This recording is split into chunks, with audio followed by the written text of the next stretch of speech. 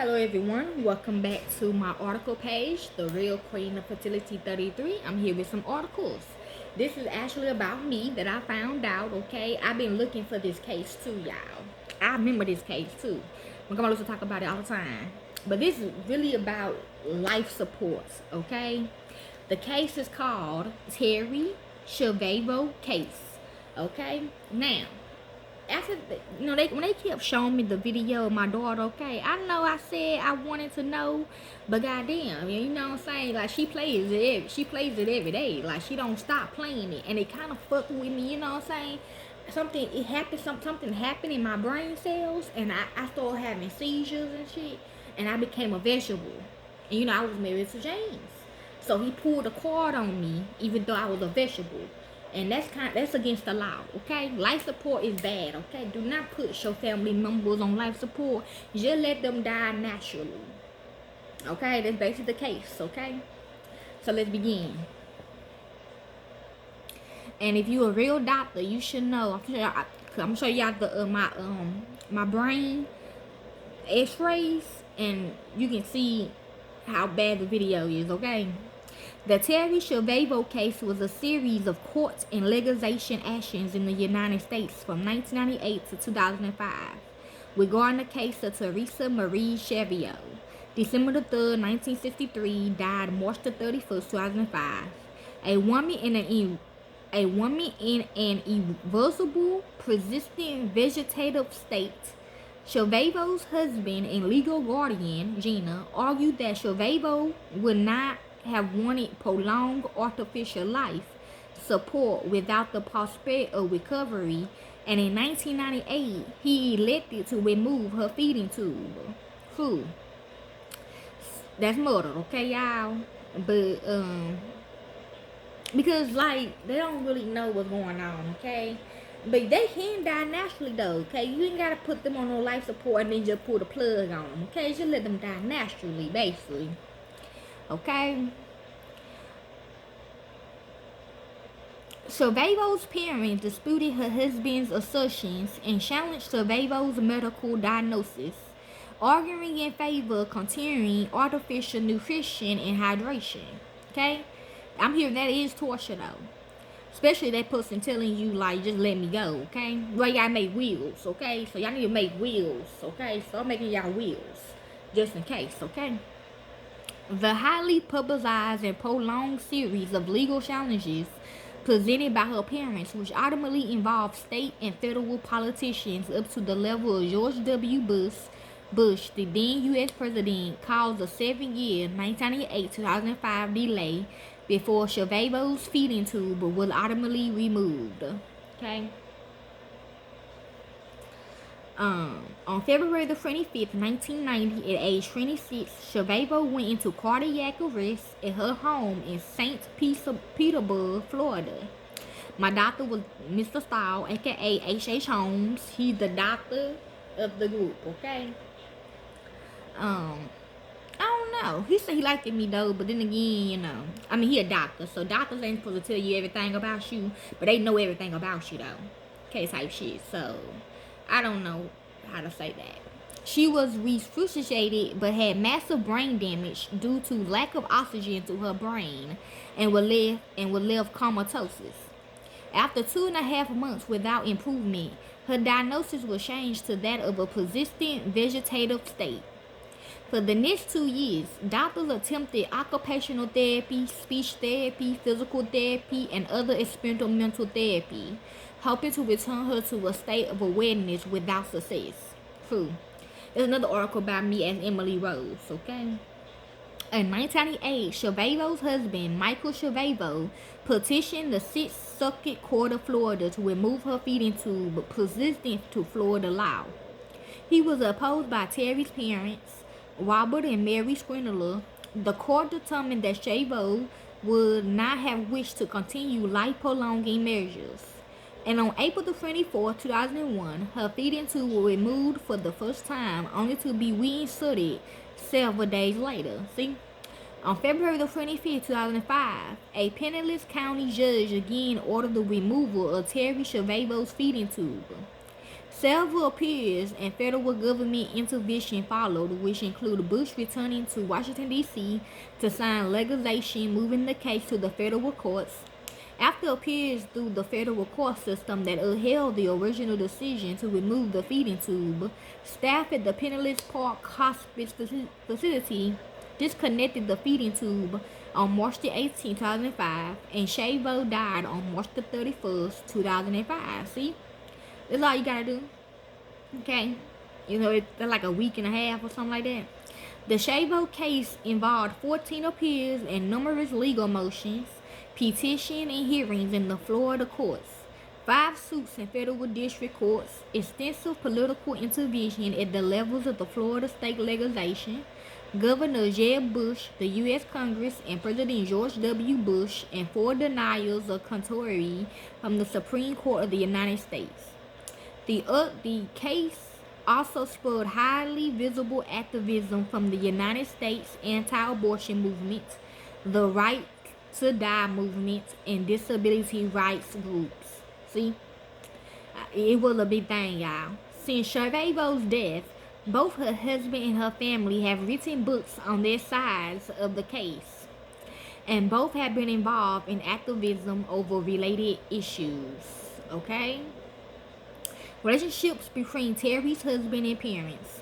From 1990 to 1993, Michael Schiavo and the swindlers, Terri Schiavo's parents, enjoyed an amicable relationship with the swindlers, allowing Michael to live rent-free in their condominium for several months. Rehabilitation efforts, 1990 to 1993. In November 1990, Michael Schiavo took Terri to the University of California, San Francisco for experimental nerve stimulation with the limbic stimulator. The treatment took several months and was unsuccessful.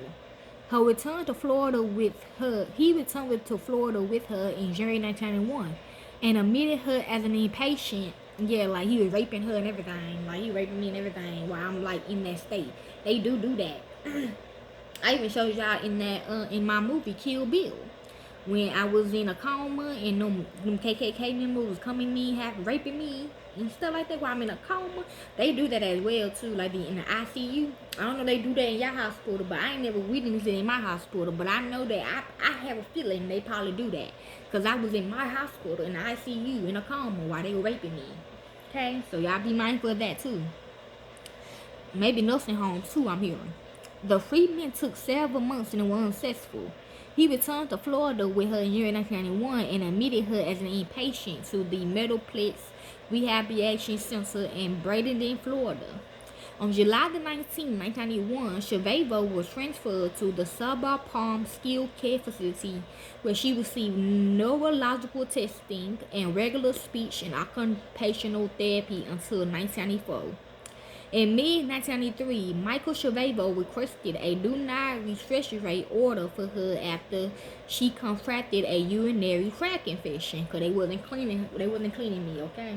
Having sex with me, leaving stuff in me, not cleaning me, stuff like that, okay? I know, y'all. Ooh, plus people in that state, they probably already dead. So that's like snuff, okay? They like, doing some, okay? It's also a malpractice. In 1992, Michael filed a malpractice suit against Terri's gynecologist on the basis that he failed to diagnose bulimic as the cause of her infertility. Maybe because I was dead, okay? Terri had gone to the doctor because she had started menstruating, but the doctor had failed to take her medical history into account, which might have revealed an eating disorder. During the case,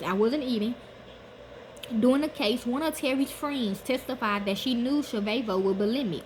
In November 1992, Michael won the case and was awarded $6.8 million by the jury, later reduced to $2 million as Terri was found partly at fault for her condition. See, he said he still got the money too.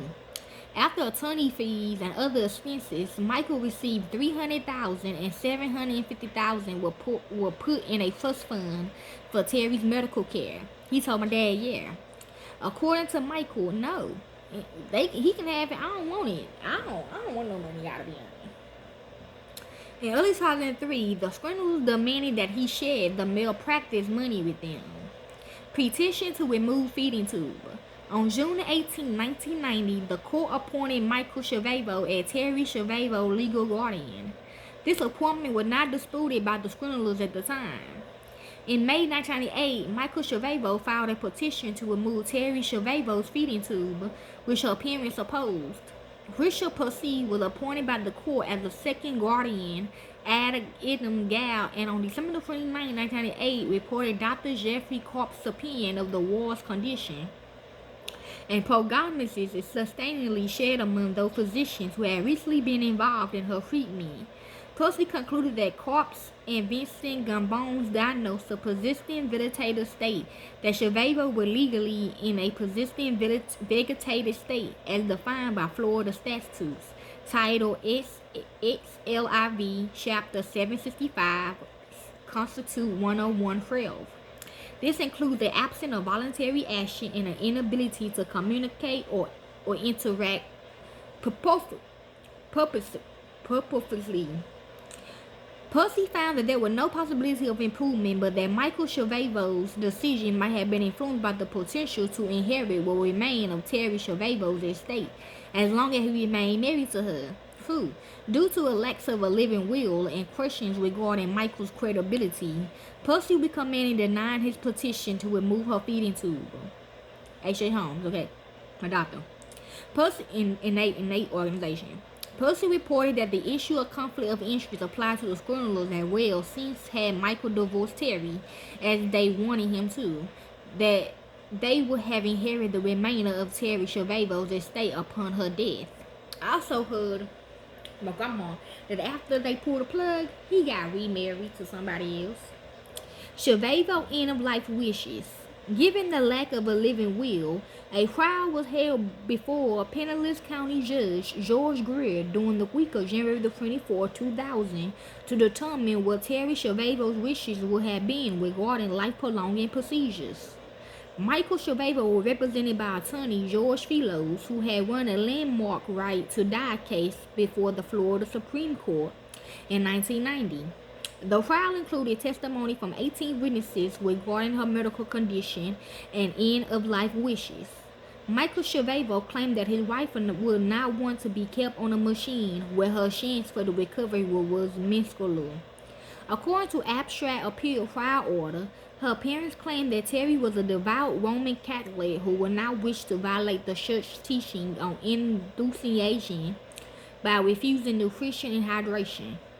Judge Greer issued his order granting the petition for authorization to discontinue artificial life support for Terri Schiavo in February 2000. In this decision, the court found that Terri Schiavo was in a persistent vegetative state and that she would have made reliable oral declaration that she would have wanted the feeding tube removed. This decision was upheld by the Florida 2nd District Court of Appeal, 2nd DCA, and came to be known by the court as Schiavo 1 in its later ruling. Oral feeding in the second guardianship challenge. Okay. In March 2000, the Scribblers filed a motion to permit assisted feeding of Terri, which is not considered a life-prolonging procedure under Florida law. Since clinical records indicated that Terri Schiavo was not responsive to the slaughtering tests and required a feeding tube, Judge Greer ruled that she was not capable of orally ingesting significant nutrition and hydration to sustain life and denied the request. The medical examiner in his post-mortem report was more definite and reaffirmed that Schiavo could not have swallowed. Okay? See, this is my brain. This is my CT scan. The left side is a normal brain. The right side is 2002 of showing loss of brain tissue. The black area is liquid, indicated hypophobia ex vacuum. The small white pieces in the right image is the thalamus stimulator implanted in her brain. Okay? See, the left is normal, the right is not. Okay? Yes. It don't look like it either. The white like a lung as well. I don't know. Okay, let's begin. On August 10th, okay.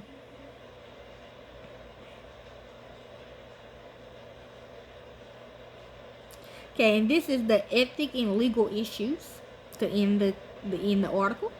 Right to die. The Schiavo case has been compared to the Karen Ann Quinlan case and Nancy Cruzan case, two landmark right to die cases. Quinlan entered a persistent vegetative state in 1975, and her family was allowed to remove her from a ventilator in 1996 after a ruling by the New Jersey Supreme Court based on her right of privacy. She died of pneumonia in 1985. Cruzan was diagnosed with PVS in 1983, and her legal case reached the Supreme Court, which ruled that clear and convincing evidence of her wishes to die under such circumstances was needed. I agree. I see a lot of cases like this. Even they do that still, and I really like pull the plug, okay? Cruzan's family, why y'all have wills, okay? If you don't have a will, then they can do whatever they want to do. Cruzan's family did not have enough evidence of that, but later produced more. She died after being removed from life support in 1990. In the physical, okay? I'm talking about the spiritual life. Physical, yes, just let me die, okay? You gotta do all that. Don't do all that. Just let me die, okay? Peacefully. Now, spiritually, I gotta live, okay? To do this. But other than that, if I ain't had to go do none of this, and if I have to just die of an old age, just let me die, okay? In Terry case, in Terri Schiavo case, actually refers to, okay, the Terri Schiavo affair involved a dispute between family members and her legal guardian over her wishes when there is no documented desire. According to medical ethicist Matthew Stonecipher, the movement to challenge the decision made for Terri Schiavo threatened to destabilize end-of-life law that had developed over the last quarter of the 20th century. Principally throughout the cases of Karen Ann Quinlan and Nancy Cruzan, the outcome of Schiavo case was also in part determined by a 1990 Florida case, guardianship of Estella Browning. In that case, I heard of all of them. Attorney George Philos, representing a Browning relative, successfully argued that Browning's feeding tube should be removed before the Florida Supreme Court. The elderly Browning had expressed in a living will her wish not to be kept alive by any artificial means, including receiving food and water by a gastric tube or intravenously. At that time, it was common to remove people from ventilators, but the law in Florida, my daughter said no, was not clear on removing them from feeding tubes. In a landmark ruling, the Florida Supreme Court decided that Browning had the constitutional right to choose or refuse medical treatment, and that right extends to all relevant decisions concerning one's health. Disability rights. During the years of legal proceedings, disability rights groups and activists closely monitored and involved themselves in the case. In March 2003, 12 disability rights groups led by Not Dead Yet, along with 4 other advocates, filed an amicus curiae brief in which they opposed the removal of Schiavo's feeding tube. They also used the Schiavo case to advocate for federal review in cases where the third parties decided to withdraw life support from patients unable to give consent. Okay, cool, but before this happened, I already had this in my will to let me die. Okay? I even told them that, like, hey, just let me die. You know what I'm saying? So, They argued the persistent vegetative state is frequently misdiagnosed, and the reasons for withdrawal of life support from a patient should be criminalized, since even family members surrogates can have conflicts of interest. The Palm Sunday Compromise granted the federal review they sought, but it was linked only to the Schiavo case. Okay. Public opinion and activism. The 7-year case generated a great deal for public attention and activism. There were extensive media coverage and both sides courted public opinion. In 2000, the Squintalers created the Terri Schiavo Foundation to garner support. During the weeks when Schiavo's feeding tube was removed in 2005, activists kept up an around-the-clock vigil outside her hospice. The protests were described as loud but non-violent. There were dozens of arrests, with most being for crossing a police line with water for Schiavo. 2 polls conducted shortly after Schiavo's feeding tube was removed by the Final Time in 2005 showed that a large majority of Americans believe that Michael Schiavo should have had the authority to make decisions on behalf of his wife. and that the U.S. Congress overstepped its bounds with intervention in the case.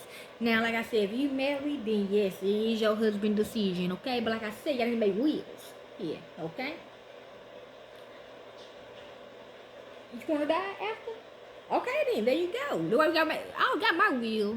We all got our wills, okay? So I probably like a couple years ago, I probably get that for y'all, okay? I gave y'all all paper work to create your own wills for you and your family, okay? If y'all want another one, you can get one, okay? Um, so yes, he cremated me or whatever, and my dad he got the cremation, already, okay. So yeah, that's basically the case of Terri Schiavo's case plus facts about life support, okay. Enjoy.